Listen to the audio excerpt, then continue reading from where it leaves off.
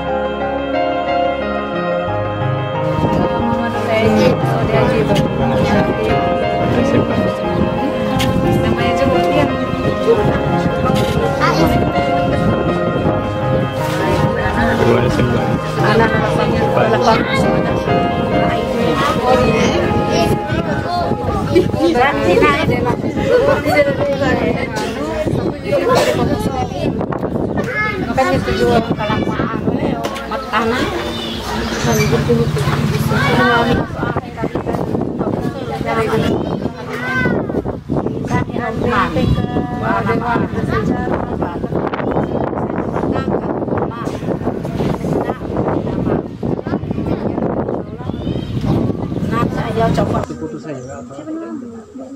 Oke, teman-teman, alhamdulillah kita sudah sampai di salah satu makam yang mana kita bisa lihat, teman-teman juga bisa lihat ada nama yang tertera di sini, Laude Sungkobuso. Sungkobuso itu adalah salah satu juga yang berjasa, orang yang pernah berjuang untuk Sampolawa ini, terutama untuk Kesultanan Buton pada saat itu. Ada banyak referensi yang menjelaskan tentang ini, ada banyak teman-teman bisa lihat lain sebagainya. Kalau ada di satu buku itu, ketika Sungkobuso ini masih jadi Kapitalao Sukanayao pada saat itu, dia orang yang turut menjaga Kesultanan Buton pada saat itu, bersama dengan sebelum itu belum Opu Taiko itu belum jadi sultan. Ada satu penyerangan pada saat itu pada pagi hari. Kalau ada juga referensi sumber lain yang menyatakan penyerangan itu pada malam hari di benteng. Kalau di Keraton Buton sana ada benteng namanya Lawana Labunta. Dia yang menjaga di situ pada saat penyerangan itu. Jadi penyerangan pada malam hari, dan ada yang menyatakan pada pagi hari itu kemudian menewaskan Sungkobuso. Dia tewas ditembak oleh Belanda pada saat itu. Kapten Belanda pada saat itu namanya Ries Weber. yang menyerang itu menewaskan Sungkobuso yang tertembak. Kemudian setelah itu baru makam beliau dibawalah ke sini untuk dikubur karena banyak keturunannya orang Sampolao, salah satunya orang tua tadi yang sudah dimintai keterangan tadi bisa menjelaskan lebih lanjut. Kalau kita mungkin sudah bisa melihatnya ada di banyak referensi, ada di banyak buku. Nah, ketika Oputaiko itu di tahun-tahun 1750 1752 itu terjadi perang itu, Sungkobuso ini adalah orang kepercayaannya. Sungkobuso ini adalah orang yang sangat dekat dengan Oputaiko karena beliaulah yang menjaga kesultanan pada saat itu. Beliau ini sebagai Kapitan Laut. Kapitan Laut itu artinya kapten laut. Sebutannya untuk kita Kapitan Laut. Kapitan Laut ini bisa dibaca, teman-teman bisa baca Kapitan Raja atau Kapitan Laut Tembana Walanda yang ditembak Belanda. Meninggal di tanggal 24 bulan Februari atau bulan 2 di tahun 1755 pada saat melindungi, kalau di salah satu buku itu pada saat itu membawa lari pada saat itu Sultan Hamid, masih Sultan Hamid. Beliau ini adalah orang yang paling berjasa pada saat itu, yang meninggal pada saat penyerangan itu. Ada yang mau ditanyakan?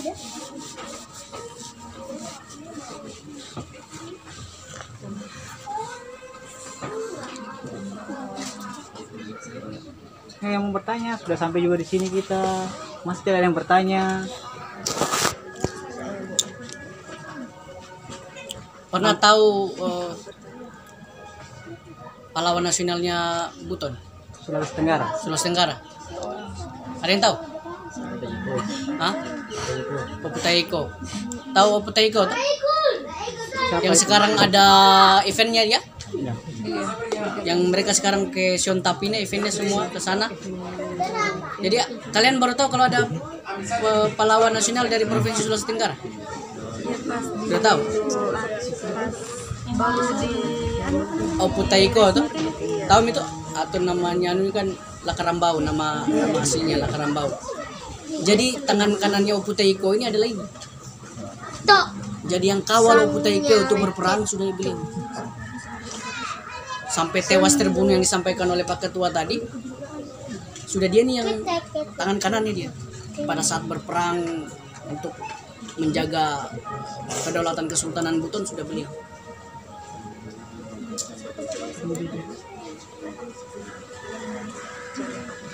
Mungkin ada pertanyaan? Ya, mungkin gambaran untuk teman-teman tuh bahwa di sini kita sebagai teman-teman yang baru ingin mengilas atau mengulas lagi sejarah masa lalu. Nah, kita kan sudah berkunjung ke rumah tua Wangkarawu. Di sana merupakan salah satu toko juga. Jadi identiknya itu Sampolawa itu di zaman ex-Kesultanan Buton itu merupakan wilayah penting. Kenapa saya bilang wilayah penting? Di silsilah sultan kerajaan apa Kesultanan Buton itu yang kita ketahui Sultan ke-7. Sultan ke-7 itu merupakan keturunan Wawangi yang saat ini kita berada di Kecamatan Sampolawa. Dan Sultan ke-21. Sultan ke-21 itu yang kita kenal sebagai pahlawan nasional Sulawesi Tenggara, itu dia berperang bergerilya, itu tangan orang kepercayaannya itu adalah salah satunya orang yang berada di Kecamatan Sampolawa juga, atau yang kita ketahui dengan Laude Sungkobuso. Nah, jadi dari beberapa silsilah itu tentang ex Kesultanan Buton atau masa kejayaan Kesultanan Buton itu wilayah Sampolawa itu memiliki orang-orang yang hebat atau pahlawan-pahlawan yang dipercaya oleh Kesultanan Buton. Salah satunya adalah Laude Sungkobuso ini yang merupakan orang kepercayaan daripada Oputaiko atau yang disebut dengan julukan Lakarambau. Dia merupakan sultan yang ke-21 dan 22. Nah, itu merupakan riwayat bahwa orang-orang yang ada di Sampolawa ini merupakan orang-orang hebat, sehingga kita sebagai generasi sekarang ini alangkah tidak eloknya tidak menghargai. Kita ini merupakan salah satu cicit dan cucunya generasi sekarang ini. Kalau kita tidak mengingat atau sejarah daripada leluhur kita, alangkah kita sebagai generasi yang tidak menghargai sejarah-sejarah masa silam orang-orang yang telah berjaya di Kesultanan Buton. Jadi untuk wilayah sekarang ini kita melihat di zaman kerajaan, di zaman kesultanan saja kita sudah berperan penting dari Sultan ke-7, Sultan ke-21, di Sultan ke-28 di zamannya Wangkarau juga memiliki peran penting. Namun kita generasi sekarang ini sudah melupakan bahwa kita itu memiliki orang yang dipercayakan di zaman Kesultanan Buton. Jadi saya merasa bangga dengan orang Sampulawa karena orang Sampulawa dulunya dihargai di Kesultanan Buton. Dia memiliki peran penting. Jadi untuk teman-teman mungkin bisa bertanya kenapa sehingga harus Opo Teuku tidak, kenapanya Opo Teuku yang dikenal di sebagai pahlawan nasional, sementara di riwayatnya juga dia berperang melawan Belu juga bersama-sama Sungkuabusu, dan Laude Sungkuabusu juga ini memiliki peran penting juga dalam pengamanan itu. Mungkin teman-teman bisa bertanya, dan salah satu buktinya masih ada juga bangunan rumahnya yang sudah kita lihat di sebelah, itu merupakan bangunan atau rumah singgasana Laude Sungkuabusu yang sampai hari ini masih bisa kita lihat. Dan ini rumah yang ada sebelah itu masih asli. Itu yang masih yang diganti saja, kayu-kayunya yang roboh tuh atau yang sudah lapuk itu diganti, tapi kalau untuk arsitekturnya dia mirip dengan bangunan yang ada kita lihat tadi, tapi dia lebih unik lagi karena dia lebih tua, karena dia di abad ke-18 atau di 1500-an orang Buton, orang Sampulawa sudah mengenal namanya pembuatan bangunan rumah dengan arsitektur seperti itu. Itu salah satu teknik dari pengetahuan orang-orang Sampulawa pada zaman itu. Mungkin bisa teman-teman dia mau bertanya tentang hal itu. Masih ada yang bertanya? Jangan ada bertanya. Ada satu fase dulu yang diingat oleh masyarakat Sampulawa dan masyarakat Buton secara umum. Satu zaman yang diingat memori kolektifnya masyarakat Sampulawa, masyarakat Buton, yang orang menyebutnya itu zaman Kahiruna Walanda. Zaman huru-hara.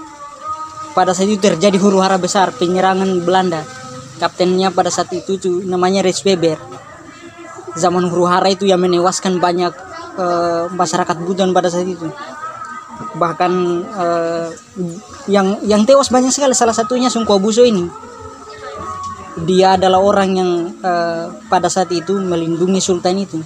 Sebelum Sultan dibawa lari itu, dia ini adalah orang yang berhadapan langsung dengan Belanda pada penyerangan itu. Ada yang mengatakan penyerangan itu malam hari, ada yang menyatakan itu pada pagi hari. Dia ini yang melindungi itu. Jadi dia meninggal pada zaman itu, zaman yang spesifik itu, zaman huru-hara itu, Kahiruna Walanda itu. Sampai sekarang orang masih tahu itu zaman Kahiruna Walanda, zaman huru-hara. Perang itu terjadi.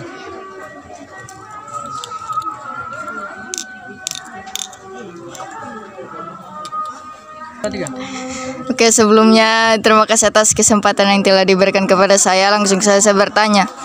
Kan dikatakan kalau Pulau Buton itu tersembunyi dari Belanda, tidak dilihat begitu. Jadi kenapa Sungkuabusu ini bisa meninggal, bisa mati dibunuh sama Belanda tadi? Ya. Terima kasih. Bagus sekali memang pertanyaan itu. Maksudnya adalah memang di setiap kesultanan, di setiap kerajaan-kerajaan Nusantara itu selalu ada cerita-cerita mistis, cerita-cerita heroisme yang dibangkitkan begitu. Dalam upaya untuk mengukuhkan kedaulatan atau supaya kesultanan itu atau kerajaan itu terlihat besar, terlihat agung dengan cerita-cerita mistisnya itu. Tetapi pada akhirnya itu hanya berkembang di kalangan masyarakat yang sampai sekarang memang kesulitan untuk kita buktikan. Mengapa orang-orang sakti yang dipercaya Sungkuabusu ini sakti, tapi bisa tertembus kulitnya oleh Belanda peluru ditembak meninggal. Artinya memang kita hanya bisa menjelaskan secara literatur yang ada. Cerita-cerita mistis itu biarlah itu jadi semacam pegangan keyakinan masyarakat lain sebagainya, tetapi agak sulit untuk dibuktikan. Ketika badan seseorang, ya kalau kita membuktikan sekarang tertembak meninggal saja pada saat itu, tetapi cerita-cerita itu memang dihidupkan untuk menghidupkan sebuah daerah bisa terlihat sangat besar, sangat agung lain sebagainya. Nah, salah satunya kalau kita mau sebut bahwa kisah-kisah semacam itu benar, ya Sungkuabusu akhirnya meninggal juga kalau kita mau sebut bahwa kebal dan sebagainya, tapi meninggal juga. Tetapi yang kita tarik girohnya atau nilainya, perjuangannya, keteguhannya, dan sikap pantang menyerahnya, yang memang berani mengorbankan diri hanya untuk menyelamatkan sultan, karena sultan itu simbol dari kesultanan.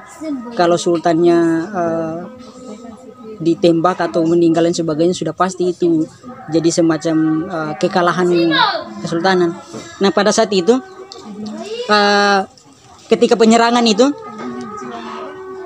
Karambau itu atau Putaiko itu, anaknya itu, bayangkan saja, anaknya sampai tidak, anak dan cucunya tidak bisa diselamatkan. Anak dan cucunya Putaiko pada saat itu tidak bisa diselamatkan. Namanya yang kita kenal sekarang Waode Kamali, nama pantai Kamali sana. Bukan, jangan hanya ke pantainya duduk santai di situ, tetapi penyebutan namanya itu berdasarkan itu. Waode Kamali dan Waode Wakato namanya itu tidak bisa diselamatkan. Jadi dia menyelamatkan sultan sampai akhirnya melupakan, bukan melupakan, tapi tidak sempat untuk menyelamatkan anak dan cucunya, hanya karena demi perjuangan, pengorbanan. Itu yang bisa kita lihat, yang bisa kita tarik sebagai giroh nilainya, bahwa zaman itu memang zaman kesedihan, zaman huru-hara. Kesultanan Buton diserang secara tiba-tiba, yang sampai akhirnya mengorbankan anak dari Putaiko, namanya Waode Wakato dan Waode Kamali. Pantai Kamali sekarang yang kita kenal itu berasal dari situ namanya, penyebutannya.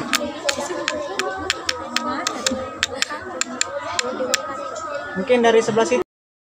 Sekedar menambahkan saja dari yang disampaikan oleh tadi Pak Ketua dan sahabat saya Zulman tadi. Jadi memang mesti yang kita sadari juga dan menjadi kesadaran bersama bahwa seperti Wawang Karau, Sungko Busoni, mereka itu memegang teguh jihad yang disampaikan di sebelumnya tadi, ya indah-indah Mukaro semua nulipu, yang artinya biar hancur diri asal negeri itu tetap berdiri.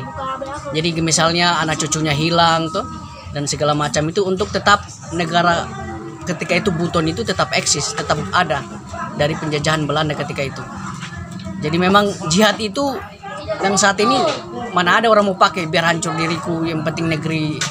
Misalnya biar saya hancur asal Wawangi tetap jaya, biar hancur ini saya asal Katilombu tetap jaya, biar hancur saya asal Jaya Bakti. Ini kan jihad ini merupakan jihad yang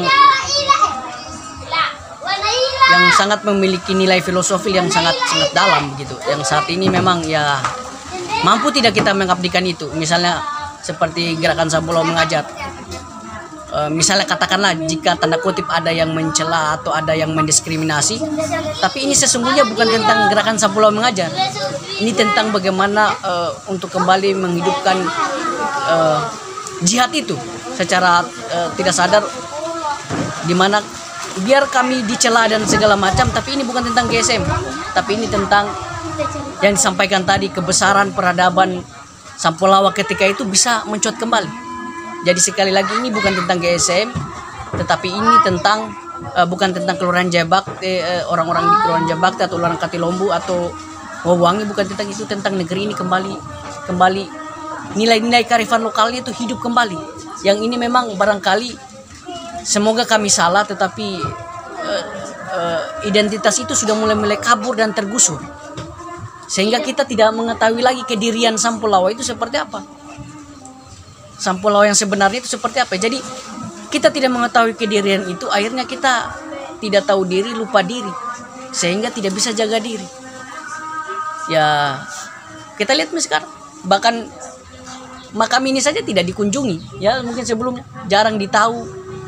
Bahkan ada teman-teman dari Katilombu yang mungkin anak-anak SMA juga, tapi karena dia jaga mamanya, dia bilang dia tidak tahu juga tentang, mereka hanya tahu itu kapital laut, tapi tidak tahu namanya siapa, apa kisahnya. Bahkan coba lihat, orang yang tinggal di Katilombu pun tidak tahu kan. Nah, ini nih yang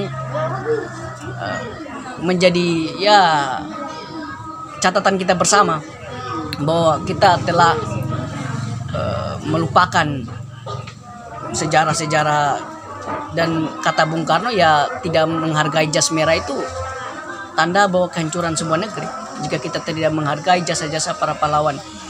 Jadi ya ini merupakan bukan dosa dosa kita bersama kalau kita ingin sebut itu dosa.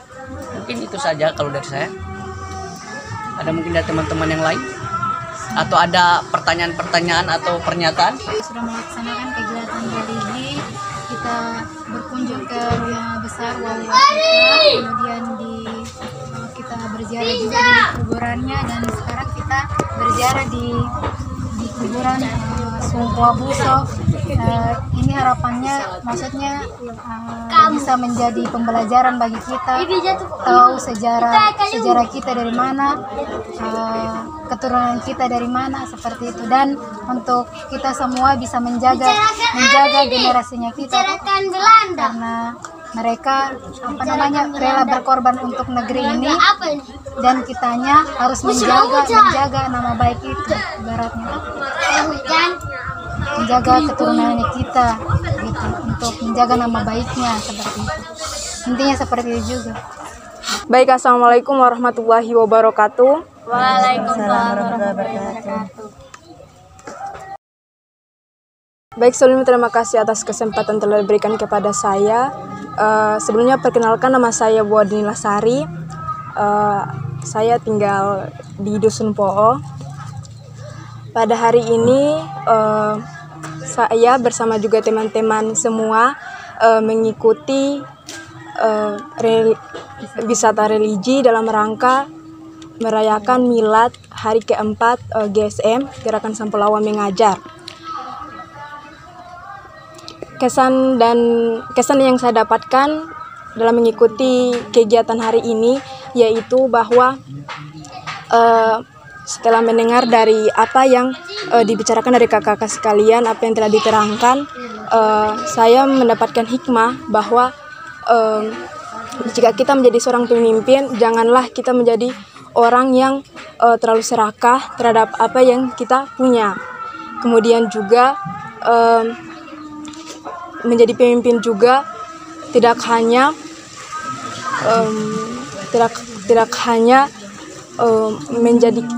menjadi orang yang memimpin daerah tersebut, tetapi juga menjadi orang yang selalu mengabdi untuk negeri tersebut. Dengan yang sudah disebut tadi, mengabdikan diri dengan mengorbankan nyawanya sendiri, bahkan dari cucu-cucunya juga tidak terselamatkan. Salah satunya tadi juga Wakamali tadi yang menjadi salah satu nama pantai di Bau-Bau. Jadi pesan saya untuk teman-teman sekalian bahwa sebagai generasi Sampulawa, kita seharusnya selalu mengenang jasa-jasa para pahlawan kita, mengetahui sejarah-sejarah kelam dari Sampulawa.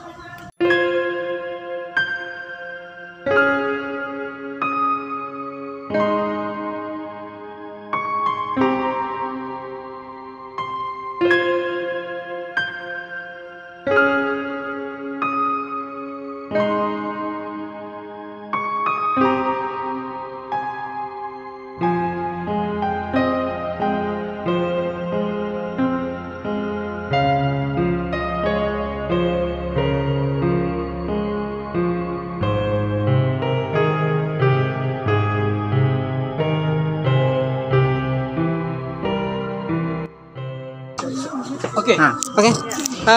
Teman-teman, alhamdulillah kita sudah sampai di ujung kegiatan kita wisata religi yang diadakan oleh Gerakan Sampulawa Mengajar dalam upaya perayaan milad Gerakan Sampulawa Mengajar yang keempat. Alhamdulillah, semoga kita dapat mengambil nilai giroh dan semangat dari perjuangan leluhur kita, hal-hal yang seharusnya itu sudah jadi pegangan kita, identitas kedirian kita. Karena di beberapa hari ke depan kan kita mau merayakan ulang tahun Sulawesi Tenggara, ada satu kegiatan Tapak Tilas Oputaiko. Kalau kita mau mengenang Oputaiko ini, salah satunya memang harus mengenang ini juga. Dia orang yang mengawal dan orang yang sangat penting pada saat itu mengawal Oputaiko. Orang yang paling berjasa, jadi mengenang Oputaiko, Tapak Tilas Oputaiko ini salah satunya juga memang harus mengenang ini. Jadi teman-teman mengambil nilai giro dan semangatnya juga harus dari sini. Kedua juga referensi yang kami dapat atau referensi yang kita dapat tentu sangat minim. Ada orang yang kemudian memberikan kita sumbangan pemikiran dan sebagainya, itu kita terima sebagai bahan kekayaan literatur. Pasti ada orang yang punya referensi yang berbeda, punya kekayaan berbeda. Kalau rujukan kami, ada budayawan Buton Laude Alirman yang bisa kita mintai pendapat. Kemudian ada satu buku mengenang sekilas sejarah Pulau Buton, bukunya Muhammad Amin Idrus Akbar. Masih ada buku itu, tipis, masih ada sampai sekarang, masih bisa kita baca. Dan referensi-referensi lain tentang perjuangan Opu Taiko. Nah, terakhir teman-teman, kami dari Gerakan Sampulau Mengajar mengucapkan terima kasih banyak untuk atensinya, kepercayaan dan keikutsertaan teman-teman. Masih ada sebentar kegiatan terakhir penutupan malam. Kalau teman-teman punya kesempatan, kita bisa merayakan sama-sama. Karena GSM itu adalah milik kita semua, dan perjuangan beliau dan leluhur ini adalah perjuangan kita semua. Barangkali itu terakhir, mari kita sama-sama menundukkan kepala, melangitkan doa semoga perjuangan para leluhur bisa menjadi satu jalan keterbukaan lapangan kuburnya lain sebagainya. Semoga amal ibadahnya dan kita semua generasi Sampulau, generasi Buton bisa dilindungi, bisa terlindungi dari segala macam mara bahaya dan ancaman-ancaman yang mungkin datang dari luar dan dari dalam negeri kita sendiri. Kita mungkin sama-sama berdoa. Al-Fatihah saja, kita tundukkan kepala. Al-Fatihah, mulai.